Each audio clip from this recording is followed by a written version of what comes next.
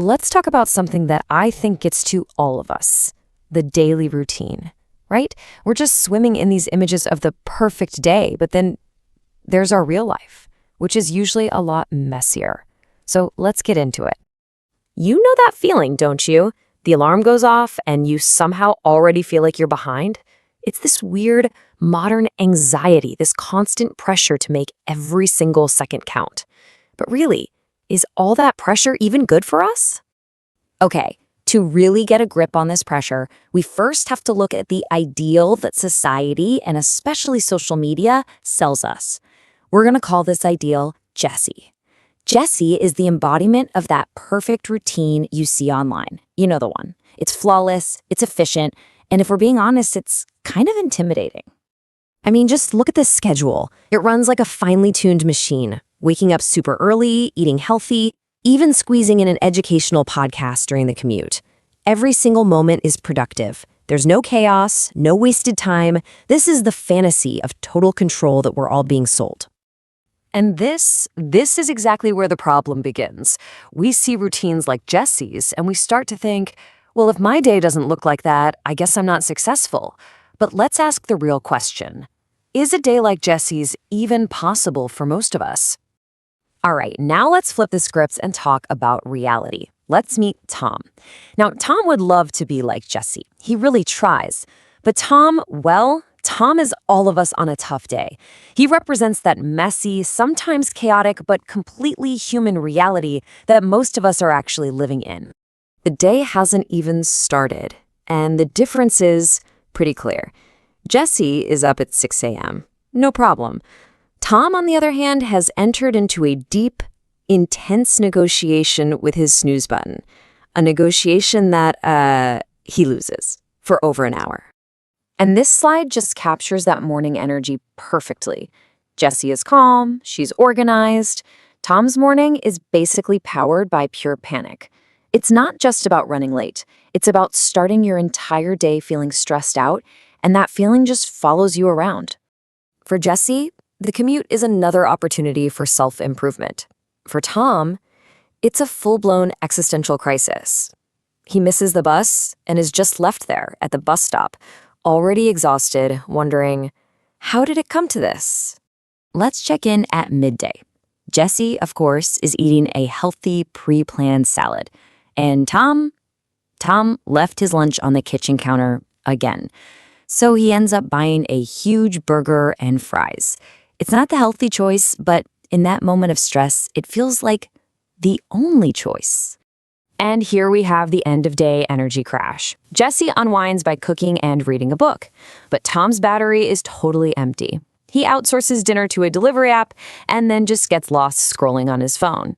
It's that classic cycle. Stress leads to exhaustion, which leads to reaching for the easiest comfort you can find. So we've got these two extremes, right? The perfect Jessie and the real Tom. But what if the secret to finding balance, the real key to having a good day, doesn't come from a person at all? Okay, it's time to introduce our third and maybe our most important character, Mochi the dog. Mochi doesn't have a to-do list. He has no productivity goals, and he has absolutely zero stress. He might just be the wisest of them all. Seriously, look at this routine. Mochi just runs on instinct and pure joy. His most important job is barking at birds, which he takes very seriously. After that, his schedule is pretty much wide open for naps and asking for belly rubs. And you know what's missing? Guilt. There is zero guilt in his day.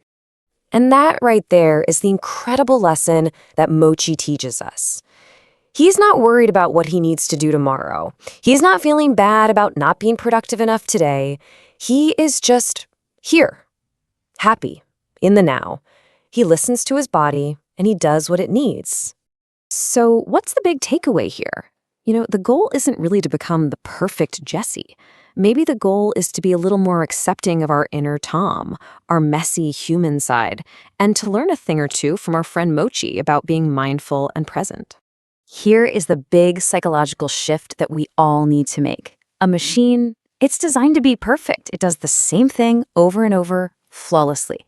But a human, We are designed to be flexible. Life happens. It's unpredictable. Some days are for making a healthy salad, and some days are for ordering a pizza, and that is absolutely okay.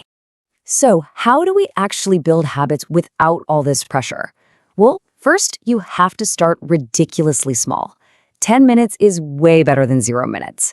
Second, and this one is so important, if you miss a day, you don't beat yourself up. You just start again tomorrow. Forgiveness is the secret ingredient. And finally, you have to start thinking of rest as a productive task. Recharging your battery isn't lazy, it's essential for everything else you do. Now, for a second, let's look at the actual grammar of our habits, the words we use to talk about them. In English, we use the present simple tense for routines. But this is more than just a grammar rule. It's a way to observe our own lives without judgment. He sleeps. She reads. I rest. Notice how for he, she, or it, we add an S to the verb. It's just a simple statement of fact. It's a way to accept what is without adding a story of failure to it. And this is perfect for building small, real habits, especially if you're a busy student or professional. Instead of these big, vague goals, let's get specific. Use prepositions of time to make your goals concrete. Don't just say, I'm going to study. Say, I will read for 10 minutes at 8 p.m. Or, I'll learn 3 new words in the morning. These are small, achievable wins that build confidence. So after all of this, after looking at the ideal, the real, and the dog, what's the final verdict? It's pretty simple, actually. You get to decide what a good day means. It's your day, so they are your rules. If you only remember one thing from all of this, please let it be this. Those perfect lives you see online, they're highlight reels. That's it. They are not real. Comparing your messy, complicated, real life to somebody else's edited performance is a game you can never, ever win. So I want to leave you with this question. Just think about it. What's one so-called perfect rule that you can break tomorrow, just to be a little nicer to yourself? Maybe you hit the snooze button and you don't feel guilty about it. Maybe you decide you're too tired for the gym. What's one small thing you can do to make your real day feel a little more perfect for you? Because you really do deserve that kindness. Thanks for listening.